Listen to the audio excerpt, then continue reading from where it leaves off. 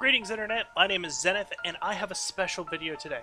Before we begin, let me say this now, this video contains major spoilers for several games, including Undertale. If you do not want to have the story spoiled, turn off the video, go play Undertale, or watch a Let's Play and come back. Don't worry, it'll be here when you get back. Let's get started. As a lot of people know, I love video games, but not just any could pull at my heart like the indie title we all know. To clarify, Undertale. I fell in love with the denizens of the underworld almost instantly, but one character, or should I say the absence of the character, has stood out from the rest for a lot of people. I'm talking about W.D. Gaster, also known by the fandom as the man who speaks in hands. I spent a lot of time looking into the scientist W.D. Gaster, and I mean a lot. I have a fixation with marionettes. Even though it is speculation, the way that we believe W.D. Gaster to look, his face is very similar to that of a jester puppet. But I'm not here to talk about puppets. I received an email from a friend today with a message in Wingdings. At first I thought it was a hoax, which is what my friend wanted me to look into. Translated, the message read, "Do you want to know the truth? You missed something big." I couldn't find this image anywhere, and the story I got from my friend who found the image was this. I was on a subreddit on Undertale, one for far-fetched theories, and I was grabbing images so I can compile anything that seemed good. When I found this message from a user named Toby, I honestly thought it was a joke, someone trying to rile up the fanbase, but I saved the file anyway to take a look at the properties of the file, and the file was named WD. When I refreshed the page to see if anyone had commented on it, it was gone. Basically, I want you to look into this and see if there's any validation to it. So I did what I do best. I looked into what I knew about W.D. Gaster, and to be honest, everything I had is currently on the wiki page.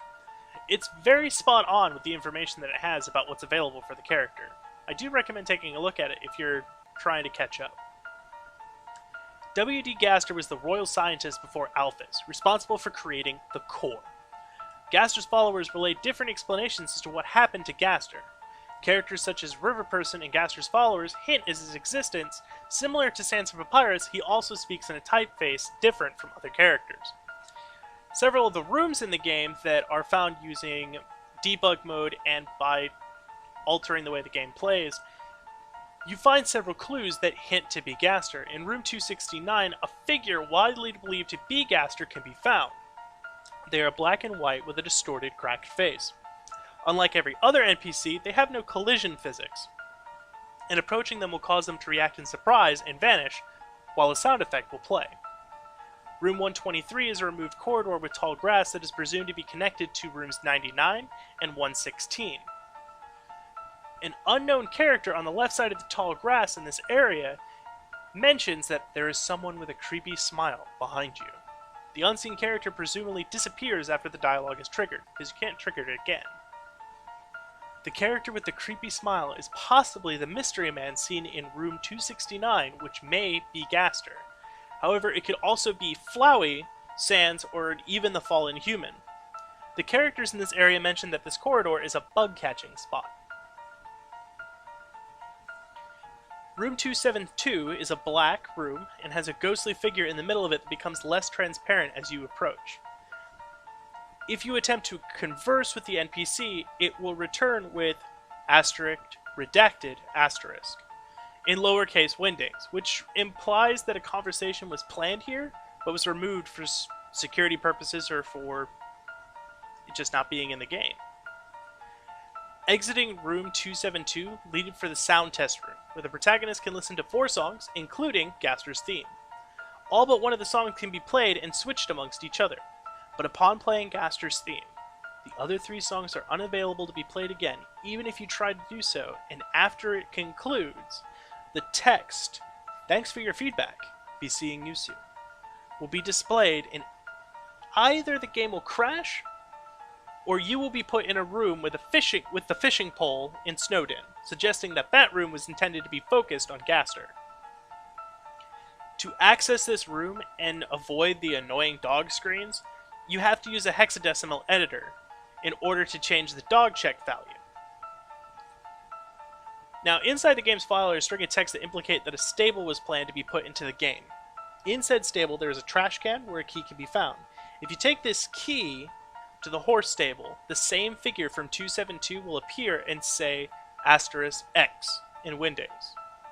In 264, the most commonly used room to support the Gaster theory, text is displayed in uppercase Windings. This text is believed to be the 17th entry of the true lab that cannot be accessed.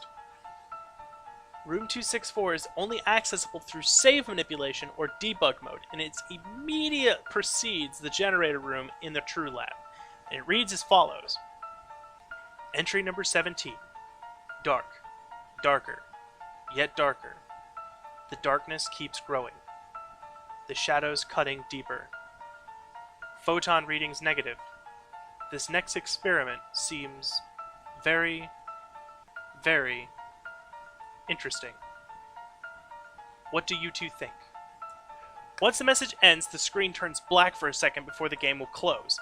The audio that plays during the entry is labeled as mus_smile in the game files. This file can be sped up 1,000 times to reveal its Muffet's laugh, reversed and then looped over. During one of the travels with the river person, they will say, "Beware of the man who speaks in hands." This is speculation that this alludes to Gaster, since the typeface used to entry number 17 using hand symbols. A similar line from the river person is "Beware the man who came from the other world." Considering the similarities it shares with the previous quote, it might refer to Gaster or this monster, So Sorry, as well as the file name for So Sorry's theme being Wrong World. A gray version of Monster Kid can appear in room 91 on a dock right before the room where Undyne will first throw spears at you, if the fun value is greater than 90. Like Gaster's followers, their sprites have minor differences compared to Monster Kid. His clothing is a bit blockier, checkerboard-like patterns, they have a bow and 2 horn spines on one side and 2 lines behind their head. Their eyes also have no pupils. In the game files, there's a dialogue for Goner Kid saying, "Yo, you're a question mark too, right?" This dialogue is unused in-game, but you can see it with debug mode on. The first follower appears outside of elevator L3 if the fun value is 62. The follower is a gray emotionless version of the ficus liquor. They talk about how Gaster's life was cut short after he fell into one of his creations, and wonder if Alphys will end up being the same way. The second follower appears outside R1 elevator, and the fun value is 61. He is a gray version of the guy normally found in Hotland's Spider Bake Sale, the one holding the donut, but instead of a donut, he's holding a talking head. The follower will speak in rhymes throughout the head in his hand. They talk about the old royal scientist, W.D. Gaster, suddenly vanishing without a trace, and was shattered across time and space. They'll immediately disappear once they mention that they are holding a piece of themselves. Unlike Sans, when they disappear, it does not include a black screen interlude. The third and final follower appears outside of the elevator L2, if the fun value is 63. This NPC is a talking face sprouting out of the ground and resembles no other character, unlike the other followers. They talk about how Gaster's life was cut short after an experiment went wrong. They will then stop and mention that they should not gossip about someone who is listening. They will disappear if you leave the room. Now, besides these characters that actually mention Gaster and talk about him, another character that is very loved by the fanbase, Sans, is presumed to have a connection to Gaster due to the workshop behind his house and his weapons used in Genocide Route. Goner Kid, the NPC that discusses an alternate timeline, will also say an umbrella, but it's not raining. This relates to one of Sans' leitmotifs. It's raining somewhere else, which plays on his date at MTT Resort and in his workshop. Sans also discusses his research on timelines during his battle in the Genocide Route. On the official Tumblr for Undertale, Sans wrote a post that included the lines, "Besides, it's rude to talk about people that are listening, right?" This quote is very similar to the line from Gaster's Follower 3, which kind of ties together that Sans knows about Gaster and definitely knows about the followers. He's obviously, with his abilities, able to dip in and out of the different timelines and retain his memory. Room 80 is the workshop that was talked about earlier that has 4 drawers and a strange machine covered up with a curtain. One drawer containing a badge, another containing a photo album with numerous people that the protagonist does not recognize. If you encountered Clam Girl earlier in the route, interacting with a drawer will cause a card to slip in the protagonist's view. It displays a poorly drawn picture of 3 people with the words, "Don't forget," written on it. The other 2 drawers will cause the protagonist to read the blueprint on the countertop, which is said to be written in symbols or handwriting that could potentially be related to W.D. Gaster. The note written on the picture with 3 people is more than likely from Sans. Unlike Papyrus, he does not write in typeface, which can be seen when the protagonist reads the note on his treadmill. Now, this particular room, and a lot of the things on Sans, has created the theory that Game Theory uses in their video about Sans, that he is actually one of the characters from Earthbound that has been moved to this world. Now, that is a theory that we can go with, but for the sake of this video, I'm using my own theory on exactly where we can go, due to the fact that I believe that the 3 people in that picture are not the 3 main characters from Earthbound. I do believe that the picture is of Sans, Alphys, and Gaster. And here's why. Now,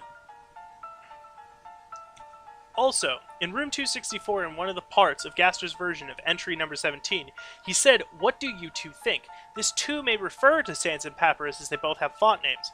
However, the interpretation that I'm using is that these 2 are in fact Sans and Alphys. Due to the fact that it is hinted at the end of the True Pacifist route that they had a past together. I do believe that Gaster is the missing link to what exactly their relationship was, and I believe they were Gaster's assistants. The broken machine in the room is said to be unfixable, according to Toby Fox. This means that the machine was never meant to be fixed. And if that is true, then if that may be the creation Gaster fell in, then he is doomed to remain erased. But I think it is a reason why he is doomed to remain erased, and if he wasn't erased, you wouldn't be able to fix the world as it is. And I'll explain that at the end. Additionally, Sand uses a weapon during his fight in the genocide route called Gaster Blaster, possibly indicating that the weapon was developed by Gaster. An alternate interpretation could be that it was a weapon specifically made to be used against Gaster if he was kept in the game. Now, there are some trivia facts that I did find also on the wiki page. One in particular caught my eye. Some of them include that in the True Lab, if you do not activate the fans and enter the area where the protagonist encounters Snowdrake's mother and interact with the second refrigerator in the room, you will be describing a figure obscured by fog in the shape of a man. This could be Gaster, however, more than likely it's the Watching Man amalgamate that tucks you in to bed at the True Lab. Now, until version 1.001, events relating to Gaster were inaccessible unless a save file was edited to have fun capitalized to fun. Now, fun could stand for functional universe number. Gaster was stated to have shattered across space and time. These different universes can offer novel events based on fun value as an occurrence of Clam Girl or the Wrong Number song. Now, here's the part that's important. If you take Gaster's theme and you slow it down to about 20%, it is almost completely identical to a song in Final Fantasy VII titled Who Are You? Now that caught my attention. Specifically, that caught my attention. Due to the fact that Final Fantasy VII was a game when I was a kid, I played a ton of. And as I got older, I really immersed myself in the lore of the game, its universe, and its characters. Now, the reason that caught my attention is because of someone specifically from that game. He's a minor character that kind of just helps explain a specific situation. Now, this is where it gets pretty scary. After looking into these facts, I found something that could possibly turn the theories on Gaster on their heads, and I may have found the source, the inspiration for Gaster, and through that, I may have moved us one step closer to solving the mystery of what happened to him. From here, we're going to look into the song, Who Are You? The song is most commonly tied to a scene where Cloud and the rebels are in Hojo's lab for the first time. Cloud finds a testing pod that reads Jenova. He looks inside and sees a piece of Jenova, mostly Jenova cells, and has a flashback. The piece of Jenova has one eyeball and is a giant pink blob. Get to that in a minute. The song is very closely tied to Jenova and of Cloud being a clone. It's also the sister song to Who Am I, which is the common song heard during Cloud's memory scenes where you have to attempt to piece back his memory to the correct file that it is, instead of him believing he is Zack. From here, if you look deep enough, you can find more about the story of Jenova. And if you haven't played Final Fantasy VII, the story of Jenova is pretty scary. So Jenova is an extraterrestrial life form in Final Fantasy VII that also kind of appears in retellings of sections of the game. In the rest of the compilation of Final Fantasy VII as well. Jenova serves as the major antagonist in the world of Final Fantasy VII. A lot of people think it's Sephiroth. Jenova really is the main antagonist. Experiments on Jenova cells produce many of the other antagonists, including Sephiroth. Although Final Fantasy VII, Jenova is often referred to as a she, however, Ifalna, who is the last Cetra, and is basically the complete opposite to Jenova, does refer to Jenova as a he or an it. Jenova does have a feminine form and is said to be the mother of Sephiroth. However, it is also called the Calamity from the Skies, or the Crisis from the Sky, also known as Heaven's Dark Harbinger. At Dormant, Jenova appears as a gray-skinned woman. Although Jenova appears feminine, its gender is completely ambiguous, being an extraterrestrial life form who the Cetra never refer to with a feminine pronoun. Jenova is known as Calamity from the Skies in the legend, and in Final Fantasy VII, Ifalna refers to Jenova with either it or he, depending on the version of the game. Jenova is completely bare, with something resembling a heart at its feet.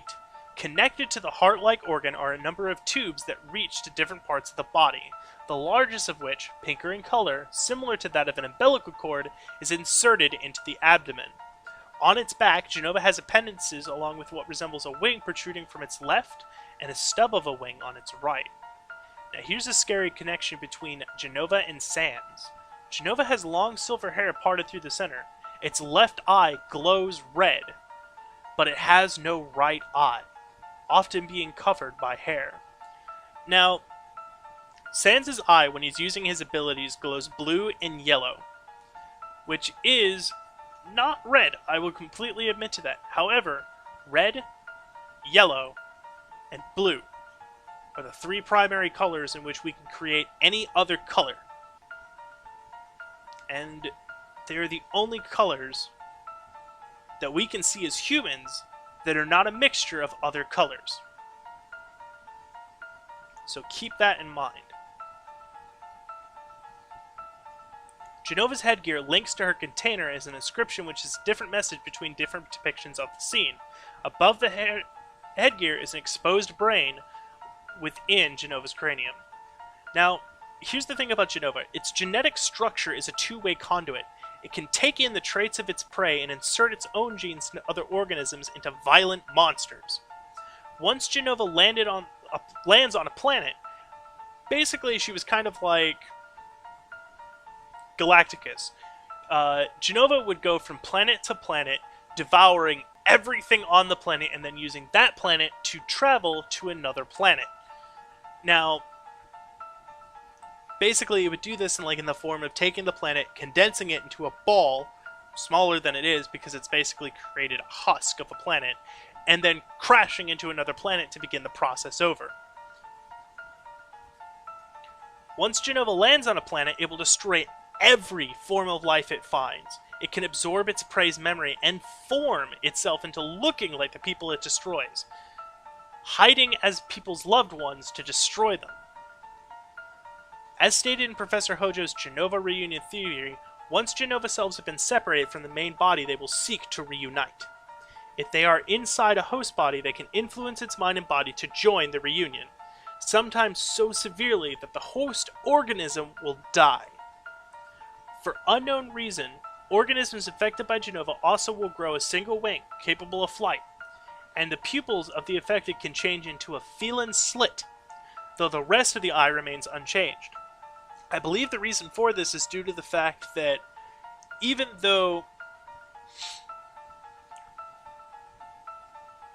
the genes that are Genova cells, when they enter an organism, they turn into violent monsters. I do believe that they all share very similar traits.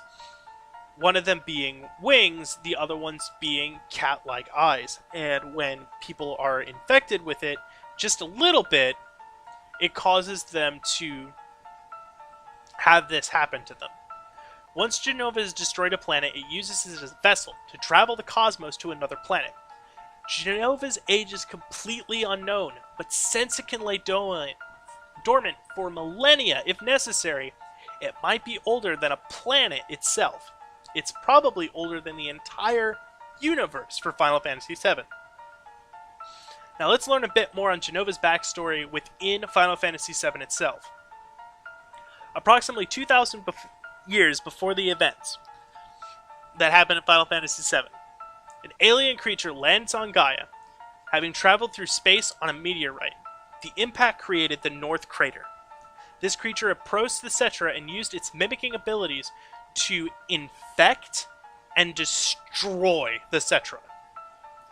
Those who were taken victim were infected with a virus, then mutated into monsters. These creatures would take the form of the people that it had killed and get close enough to destroy and infect even more people.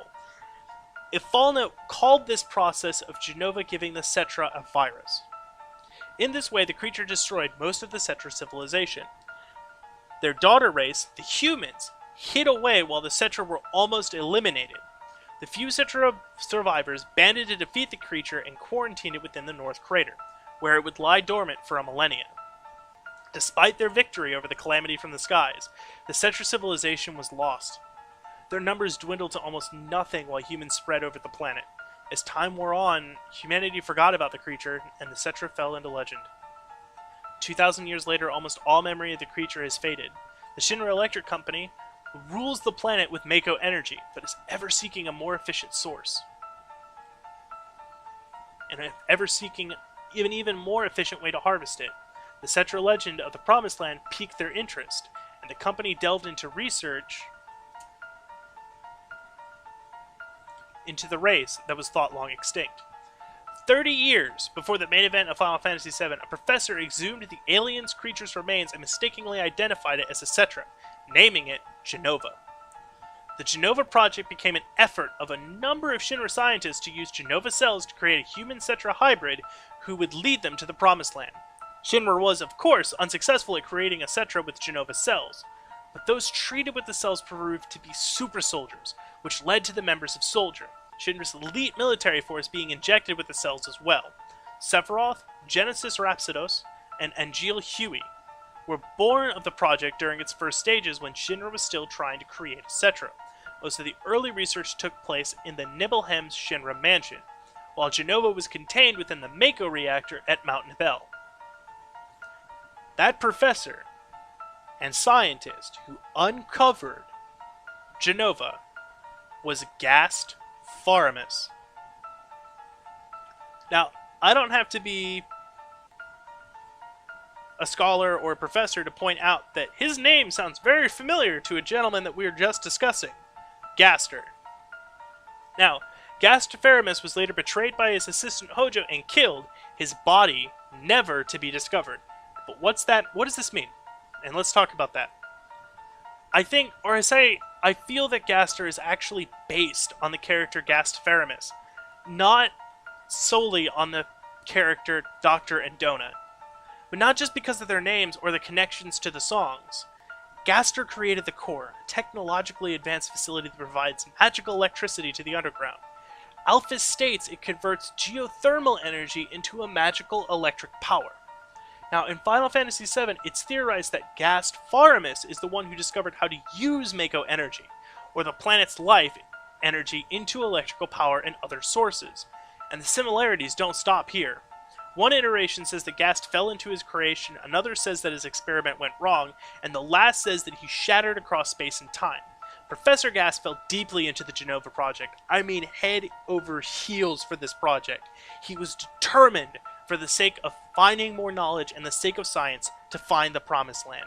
He left the project only upon discovering that Jenova was not a Cetra, and continued his research on the Cetra in his laboratory at Icicle Inn. When departing Shinra, he helped a captive Cetra, Ifilna, the true last remaining Cetra, escape. This detail is revealed in the Crisis Core Complete Guide. After leaving Shinra, the two migrated to Icicle Inn and went into hiding. Now, Gas recorded the interviews he conducted on Ifilna, where he learned the truth about Jenova and the Promised Land. He fell in love with Ifilna and they had a daughter, Eris. You could say that Gast fell into his research on Cetra so deeply that he fell in love with Ifilna, the last Cetra. This inevitably did lead to his death at the hands of Hojo. A fan theory is that Gaster is based on Dr. Anduit's, a theory that does hold some ground. But if you combine the information here with Gaster, we can find out what truly happened to him.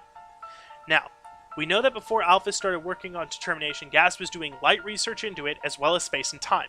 We can make this assumption due to the fact that Alphys states in some of the notes that she took over being the royal scientist and looking into the same research that Gaster was. She took over his job and she took over his research. Now, everything from here on out is all based off the information that I found here and my conclusion of it. It is based a little bit on the facts that we know and the things that we have found. However, this is my opinion. And I do not, if you don't want to believe my opinion, that's fine. Everyone's entitled to their own opinion. I just want to make sure it's known that this is my opinion, and it is not, until said by Toby, true. Now, as I said, we know that before Alphys started working on Determination, Gas was doing light research into it, as well as space and time. Monster lack the physicality that humans have, and that is why the monsters fuse together, because their bodies can't handle high concentrations of Determination.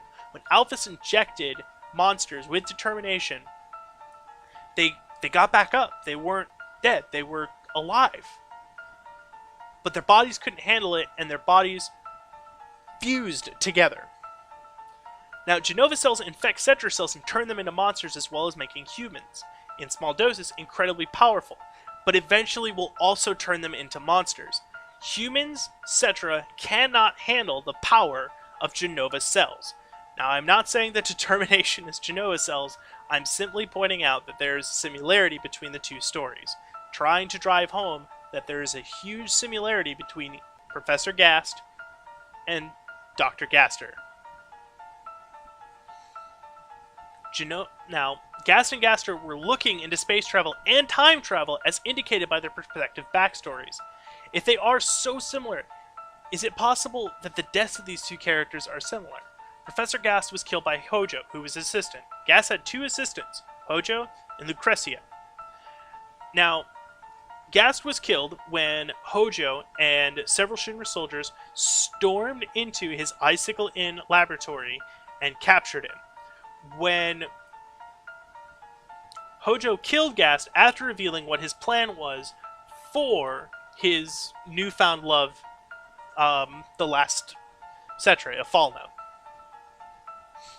Afterwards, nobody knows what happened to Gast's body, and it's kind of up in the air and just gone at that point. From this, we can derive this. Gaster hints at Entry 17 that he has two assistants. We know one to be Alphys. We can definitely say that for sure. However, even though it's not outright said in the game, we can also point that only one other individual to being his secondary assistant, Sans. According to the shopkeeper in Snowden Town, Sans and Papyrus just appeared one day and started living here. If we conclude that until this point, Sans was living in or near the core, it is possible that he was introverted enough at the time to not really be noticed or seen while working for Gaster. However, there is also another theory, and I'll get to that one in a minute. Now, without any more information, we can only speculate what happened. But here's my thought. I have two thoughts on this. Both of them make sense to me. They might not make sense to you.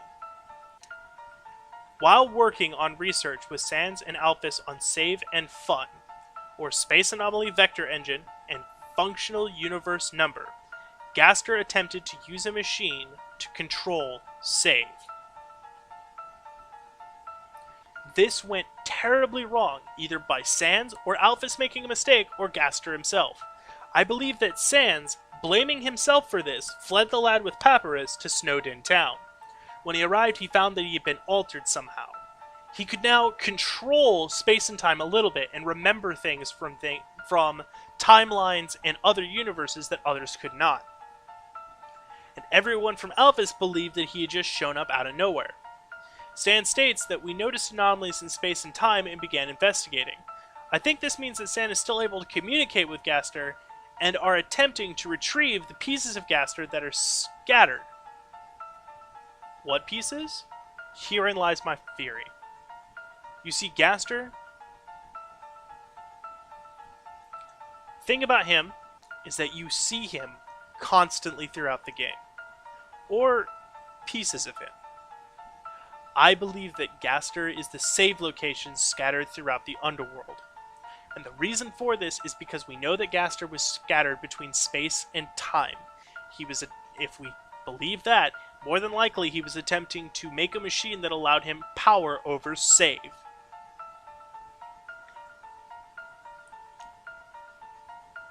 We also know that Sans gained power over save because of the machine, more than likely due to the machine. Now, what this leads to believe is that Gaster was working on this project. Sans was in the room, Alphys was probably off doing something else. The machine malfunctioned. It swallowed Gaster up and split his body and consciousness across the underworld as save locations, and also created the amalgamation that we see in the room noted as Gaster, the Mystery Man. But this is just my theory. I hope you enjoyed. I've never done anything like this, so I was very nervous when I was asked to make this video. I hope that I did well. Leave a comment on your thoughts. If I missed anything, or you find something yourself have found, please leave it in the comments. I cannot improve on these videos unless I know what I'm doing wrong. I will see you all in the future.